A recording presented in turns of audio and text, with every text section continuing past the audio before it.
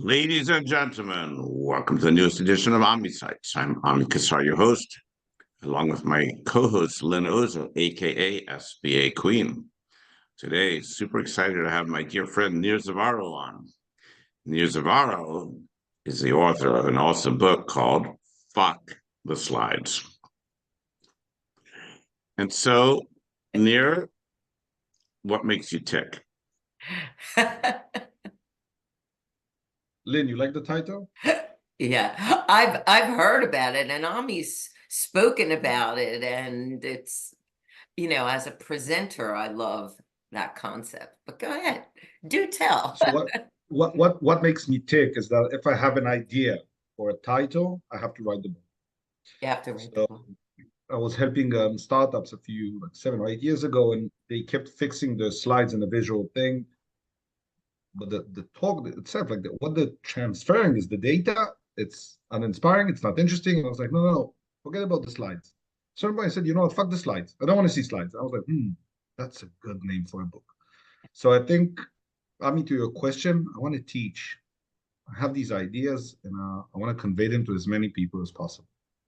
So that's why I write, teach in colleges and universities. That's what I do with my employees. And my next book is also going to be about brands. And again, the idea of teaching. We'll talk about it if you want. So, take me back. I mean, Ami knows where this came from, but go back a little bit for me and our audience and tell us about the bug and the entrepreneurial bug, and also the desire to write books and share your knowledge. So tell us about your education. Oh, I was a kid with a great childhood and a very vivid imagination. And from the, I think, third or fourth grade, we were asked to write essays about stories from the Bible. Okay, now I'm not religious at all, but these are great stories. So I will come back with essays. Instead of writing 2 pages, I had 8 pages, 14 pages. And the teacher would ask me to stand and read them out loud to everyone. And I think the third or fourth grade until like we finished elementary school. And I loved it. And I was like writing. So that became a hobby and something I do. And I always said when I have time, I'll write a book. So in terms of writing, when I was 30, we had an awesome bar that we opened with a few friends. And just as the business went really well, and you guys know this, it went really bad. And Sideways was really bad. We lost a lot of money and everything. And by the time we had to close the bar, I didn't have any money left. I was 31 or 32. I had a lot of background in sales and marketing and branding and other stuff, but I had no money. I was sleeping on friends' couches. Someone lent me a bicycle. And Tel Aviv is my hometown. I know everyone. So I only had time, but literally no money. Like I had to sell my motorcycle because I didn't have enough money for gas. And I said, you know what? I only have time. So now's the time to write the book. And that's how I wrote the first novel about life in Tel Aviv and the nightlife. And that kept going to a second novel a few years later about, that was the sequel to the book, but it talks a bit about how life brings different people to us at different times. Some will stay for 5 minutes, and some like Ami and I hopefully will stay friends forever. And it's a fun way to look at things. But my business background started when I was selling snowboards in Israel, which is a country with 10 months of sun. Okay. Do you feel like you have a calling, like a mission? Is it to teach? Is it what do you think you have a superpower? Yes, I had an ex-girlfriend who used to join me for meetings. And she would say, when people finish the meeting, they have this thing. There's a feeling. You leave them with something, an inspiration that they can achieve something. And she used my surname, and like happiness, she called it Zavaroness, and that became a thing. And Zavaroness became my mission, which is a feeling, a state of mind, a contagious sense you can accomplish anything. So more than just teaching, I want people to feel that they can actually do it. And simplify things I teach to the point where they can actually do it. And yesterday I got an email from someone I don't know from New Zealand. And the email says something along the lines of like, F me, I can't believe I didn't know this. And it's a business owner who read the book and it made him change everything. And he said, I can't believe I didn't know this 5 years ago when I started. So yes, I want to teach and I want to make Pretty people rewarding. think that they can do it. But take me back to the bar, and you have such a positive attitude and figuring out how to make things work. What was the problem? What happened? Too many Yeah. owners, too many hands in the pot. What happened? Too many owners, too many opinions, but more than that, we sometimes tend to start a business being a bit blindsided by our hopes and dreams and not really looking at what's happening. And I didn't have enough experience in running a bar, and we brought in partners who, on paper, and what they claim was good enough. And we didn't have enough experience to create the checks and balances about when do we let them go and how. And then ego came in. I always say in talks about sales, you've never seen someone go into a bank and show them a business plan that says that their new bar or restaurant will go bankrupt in 8 months. But that's the average, right? No one will get money. So one of the partners saw that the numbers didn't add up. So he said, no, people will have another shot and another drink. It's a fun bar. And he changed the numbers. But it didn't add up. So I think the accumulation of every probable mistake that I could have done, all my partners, was there. So was that inspiration to write a book of what not to do? No, because I don't think I can write that book yet because I keep making a lot of mistakes. So I wrote about the nightlife. But I can tell you that what I did was when I stepped in without enough experience in managing a bar, I managed retail. I knew shops. But I knew a lot of people in the nightlife industry in Tel Aviv, and a lot of them were good friends. And I called them and said, I don't know what I'm doing. I need help. And that was unbelievable. The biggest competition I had came in, opened their books, and taught me for days what they did. And two things happened. I was shocked about how many bad things we did. And I also realized that most people in that business roughly do the same things. If it works, amazing. The profit is great for a certain amount of time. If it's not, they close within 8 months.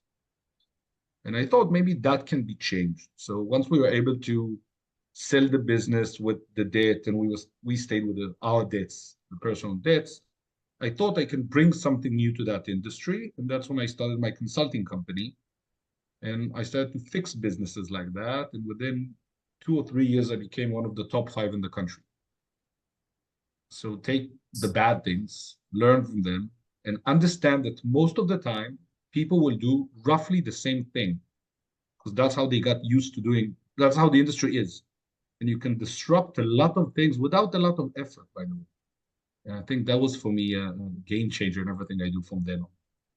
So if everybody can do it in the same way, and it could be successful, or it might not be, what is the tipping point that takes you over the edge to make it not successful? If your basics are all the same, is it location? Is it front of the house, back of the house, numbers, buying? What is it? So I think what is interesting is everybody does roughly the same thing.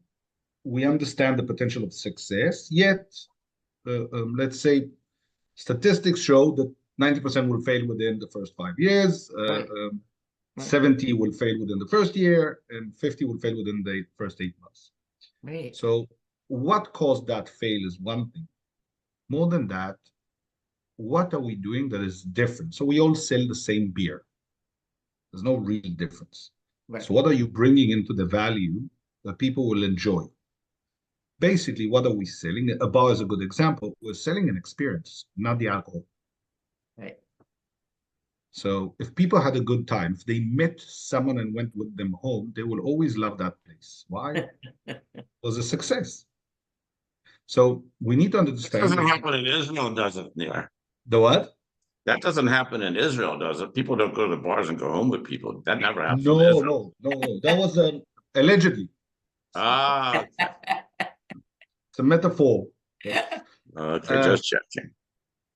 what is interesting is once you understand that you are selling an experience, an emotion, which, by the way, is the way we communicate and the way we trade. Everything comes through the currency is an emotional. That's also in this book, the next book. Now we need to bring everything together and understand that the core is, are you having fun?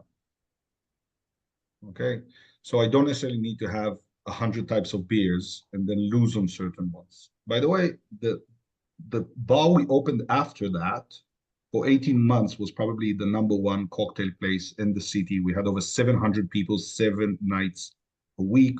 We're making amazing money, and we were open about 4 hours a night.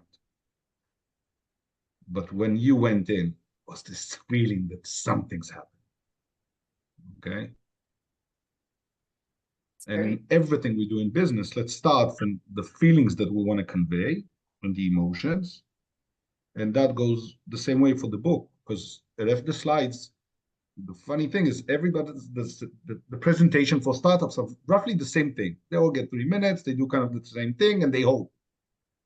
I'm saying, why? Why are we not conveying a certain emotion, a certain feeling? That's how we communicate, right? Well, so it's customer experience is what you're saying. It boils down to for your success. So the customer experience at your bar or at multi-funding, the customer experience is what's going to keep us, continuing to get customers, correct?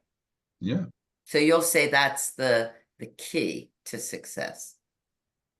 It allows me to put my partner's ego aside. It's not relevant. And more than that, how is the brand behaving? Where is the customer journey within the brand? Because I've met Ami, now I met you. You guys are very nice. I spent some time I was lucky enough to spend time with your team, and I came to your office and I kind of got to know everyone. So I get the vibe. But in general, where's the brand in all of this? Where does it come across in everything we do, from the customer journey, the messaging, branding, marketing and sales, or the way we hire employees? What feeling are we leaving with people who were candidates and didn't get accepted? Most of us don't think about it, but it's every interaction that we have.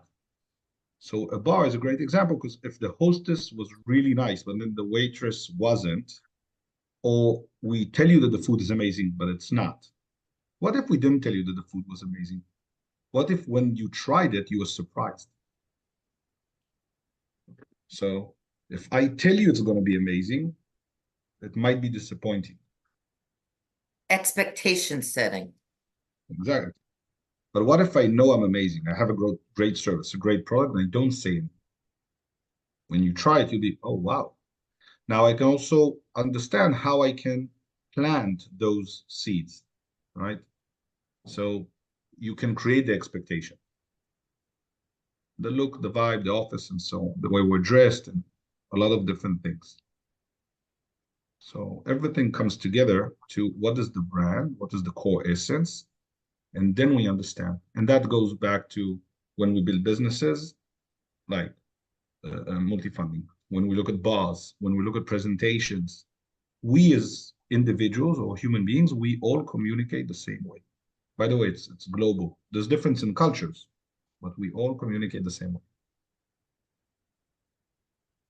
So Nir, what's going on in your life these days, buddy? So any change? Tiny change. Yes. So we were talking about teaching. So I decided that for the next book, I'm going to pack up everything I have. This is my last 48 hours in Israel for a few months at least. And I'm off to write my next book, The Business Catcher, in Thailand for a few months. And starting another business online. I'm very excited. And it's my commitment to create the next business and go all in on that. Why Thailand?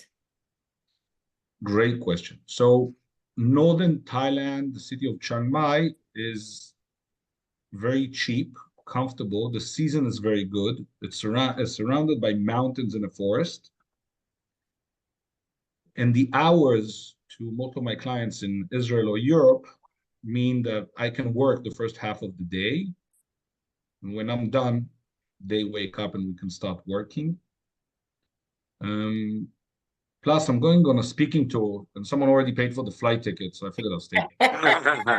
There's the rub. Good for you. Okay. All right. Can you tell us about this online business, or is it a secret? No, I'll be happy to. So You have to give us some surprise. You can't tell us all now. how much do you want to know? You tell us what you feel comfortable to say. The hook. Give us the hook. Give you the hook. So I believe we're all building brands the wrong way. My next book is titled The Business Catcher. Why are we building brands the wrong way and how to fix it? And I've been working for a few years now on a methodology that I think I can teach other people how to build brands the right way. And it's based on storytelling techniques. And I can teach people how to create a character that will sit with us in the room and will help us work together better. If we think about it, most of us today, most businesses disappear. Top 500 on businesses in the US, half of them are gone in less than 50 years. There's inconsistency in the brand. Management changes, people do different things, the decision-making by different consulting firms, not good. We need to create consistency. Now, if you read a book or you watch a show, if the character is off, you don't like it. You say, I don't feel comfortable. Or they would never say that. So why are we allowing this to happen with our businesses? It's so weird. So when I wrote my first novel, I had 15 pages of the main character. I knew everything about that character. And the thing was that in some cases, the character made decisions I didn't like. But I'm just a writer. I'm not the decision maker anymore. So I want to bring that concept into brands, where I also understand that today most of us are building brands in a, I say, you build them in a lab. You go to a branding agency, you design it, you have a concept, you have a visual thing, and you then go and you plant it back into your company. You put the core values on the wall, you have a nice evening together, you implement the new logo, and that's it. Nothing really changes. But if we build the brand and the center of everything we do, and we always go back to talking to that brand, I think it's a very disruptive way. And I'll leave you with, there's a lot of great secrets to the methodology, but I can share with you that I'm now doing discovery calls with branding agencies all over the world. And it's been one of the most exciting things I've done the last few weeks to see their reaction. So is this business going to be masterminds? Is it going to be one-on-one consulting? What is it? So it's going to be very similar to what we know as scaling up or EOS, but only on the brand side. So a franchise. The franchise will be consisting of a few things.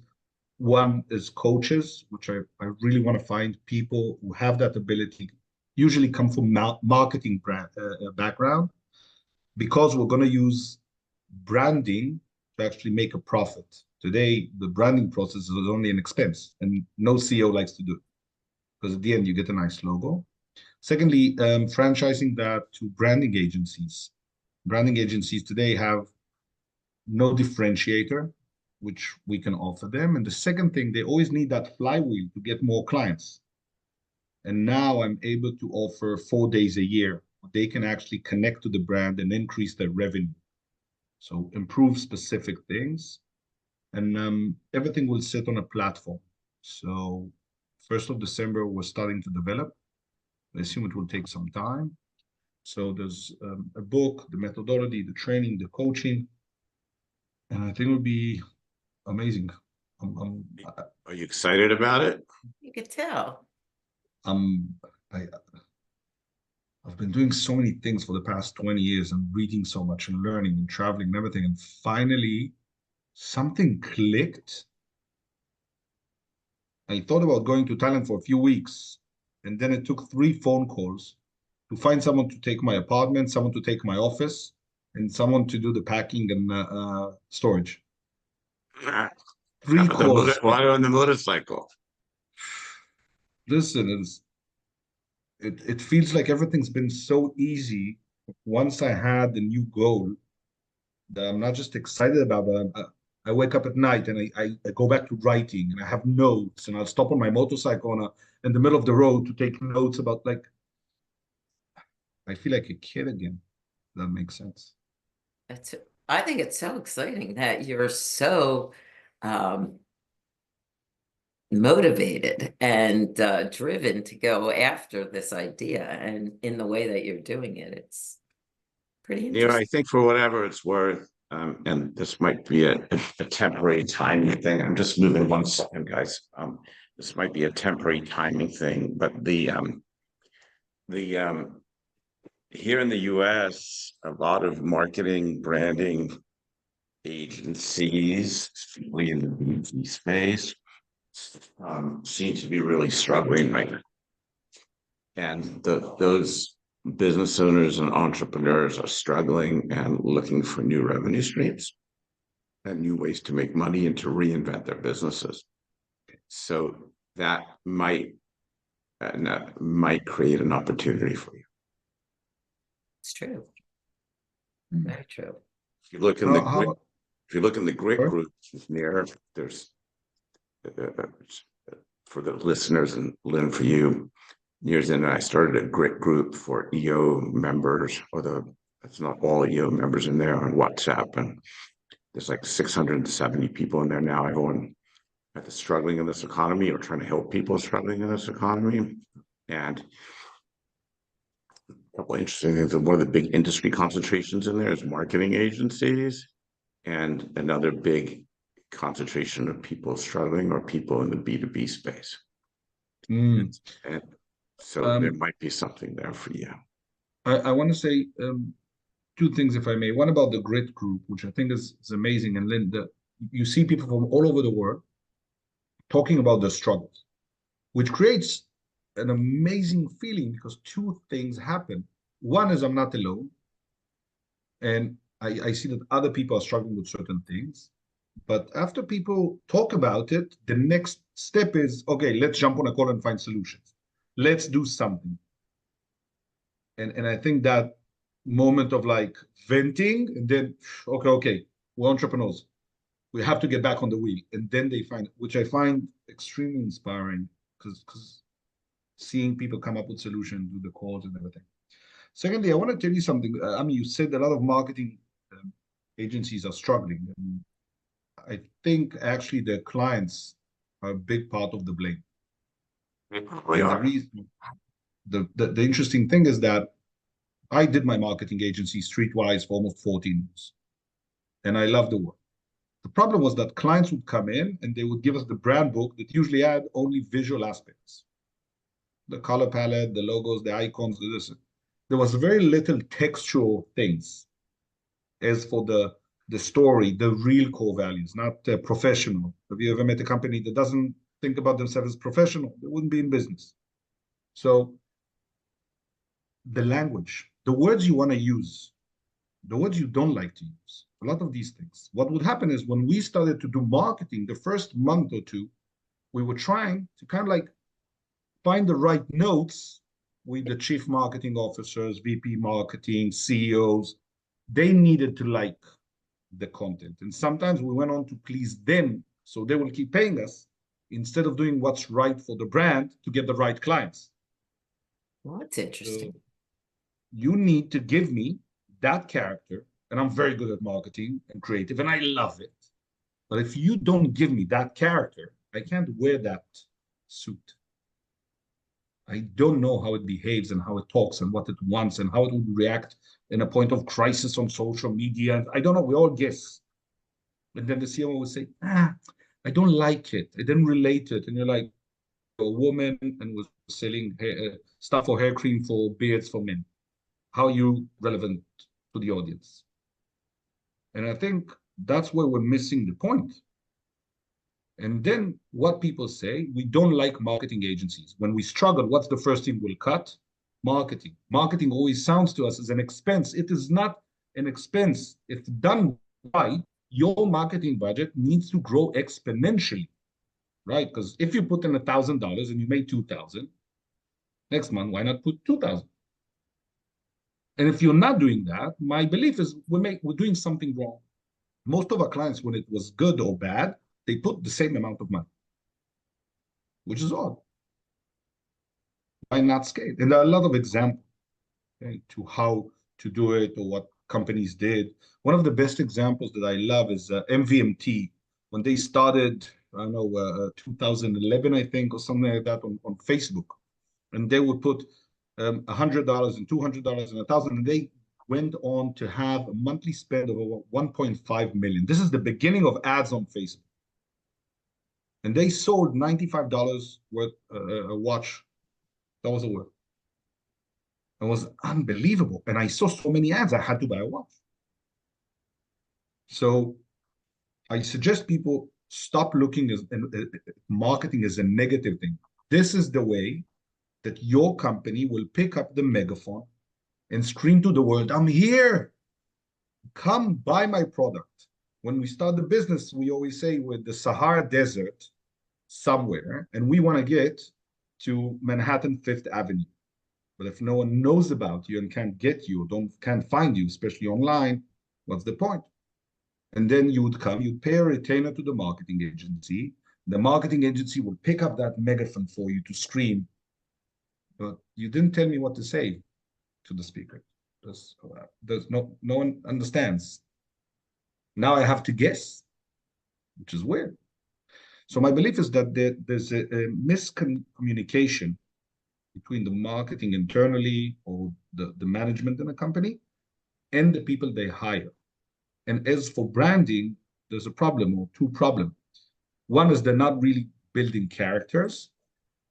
And the second thing is they are so reliant on graphics, which is changing. You know, for 10 years in my agency, I was not allowed to touch anything to do with design. Wasn't allowed. Mhm. Now, I don't You care. weren't allowed, or your team wasn't allowed? Nah, my team did a great work. As long as I didn't touch anything to do with design. You know, I could screw it up. Like, what do you mean this purple doesn't fit? So I wasn't allowed. Now we had designers, had retainers for 2 designers at some point. We were paying a lot of money. Today, AI will do everything. I don't really need to rely on you for the logo because I can explain the core values and the emotions and the feelings I need to get the right color palette. I can do a lot of things. So Taylor Brands is an Israeli company that helps you do brands. They'll do the logo for you and the stuff. At the beginning, it was a bit odd and designers didn't like it. Today with AI and companies like that, I don't really need you for the basic visual. So why do I need branding agencies? Why do I need to pay $100,000, $150,000? What's the outcome that you give me? It's an expense. It's not connected to my real brand and what we say. And the visual I can do for $10. I don't need it. And what we really missed along the way, which is interesting. I don't know if you guys know, but the real word, the brand, to brand on kettle, the concept came from northern, about over 1,000 years ago, for northern countries in Europe. And the idea was that they branded the kettle, but it was always a square and the name of the family that grew that kettle when they went to the market. So when you went, the visual aspect was always the same. It's what it meant that was important. And today, we have a very nice brand in terms of visual, and we forgot what it meant. We would just want to sell. And if you just want to sell at a certain point, when there's a problem, and we all see it around the world today, economy, wars, problems, shipments, and everything, people who don't have a strong brand will disappear. Makes sense. Does make sense. Yeah. So, my friend, you're in Thailand. Can I come visit? I hope you come visit. I wish I had time. Didn't you go there last year, Ani? Or I that know. was Singapore? No, we went to Singapore and Thailand. I love Where, that. where in Thailand are you? Yeah. I'm going to stay in Shanghai. northern China, Chiang Mai. It's a nice city. Okay. Your Yeah. friends there? You have friends everywhere. You're near. Yeah. They added me to the digital nomad WhatsApp group of Chiang Mai 10 days ago. And there's quite a few people I know. which is funny. And there's also a client that left to Chiang Mai with his family, and I own a piece in their company, so that would be nice to work from there with them. So I'm very excited about it. And I think, sometimes in business you make a leap, and as long as you can measure like what's the worst that might happen, you're good. Right. So what's the worst that might happen? Let's go and make something epic and see what happens.